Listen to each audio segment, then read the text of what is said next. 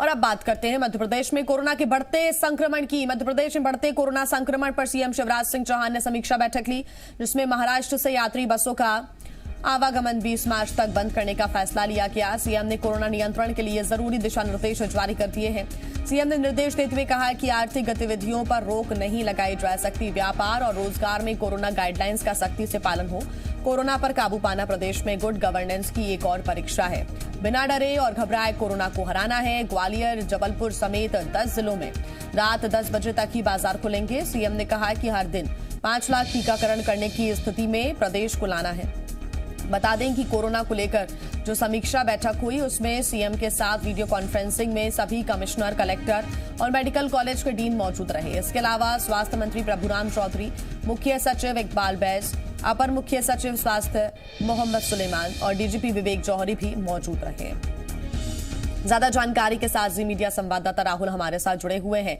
राहुल, अहम बैठक ली गई है, समीक्षा की गई है और कोरोना के लगातार मध्य प्रदेश में आंकड़े बढ़ते जा रहे हैं। पिछले 24 घंटे की बात करें तो 917 का आंकड़ा सामने आया, जो कि चिंतनीय बना हुआ है।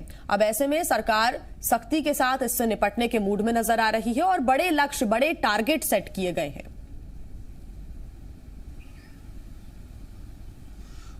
देखिए जी, 2 जिले खासतौर पे यदि भोपाल और इंदौर की बात किया जाए, उसके बाद 8 जिले और उनमें भी संक्रमण की स्थिति बढ़ती जा रही है और लगातार यही कारण है कि सरकार के लिए परेशानियों का ये सबब है। और सरकार इसी को लेकर के कल एक बैठक जब बुलाई थी शिवराज सिंह चौहान ने, तकरीबन 2 घंटे तक ये बैठक चली और बैठक में इस बात को फैसला लिया गया कि महाराष्ट्र से आने वाली बसों को रोका जाएगा, ट्रांसपोर्ट को वहाँ पर रोका जाएगा, क्योंकि संक्रमण की स्थिति जो महाराष्ट्र में देखने को मिल रही है वो कहीं वहां से यहां पर और तेजी से न फैले और इसी वजह से यहां पर सरकार की तरफ से डिसीजन लिया गया है टीकाकरण का। क्योंकि इम्यूनाइजेशन को लेकर के खुद प्रधानमंत्री ने जो 3T का बात किया था, उसमें साथ में टेस्टिंग के लिए और टेस्ट के साथ साथ में इम्यूनाइजेशन के लिए भी उन्होंने जोर दिया था। तो इम्यूनाइजेशन को लेकर के 5 लाख इम्यूनाइजेशन पर डे का एक लक्ष्य जो रखने की बात यहाँ पर कही गई है मुख्यमंत्री की तरफ से। साथ ही साथ 2-3 चीजें और हैं यहाँ पर। एक जो पहले RT-PCR जो टेस्ट था और RT-PCR टेस्ट के साथ साथ RT-PCR टेस्ट के साथ जो एंटीजन टेस्ट होता था, तो उसमें RT-PCR टेस्ट की भी क्षमता जो है वहाँ पे बढ़ाने की बात है कि इसको भी बढ़ाया जाएगा।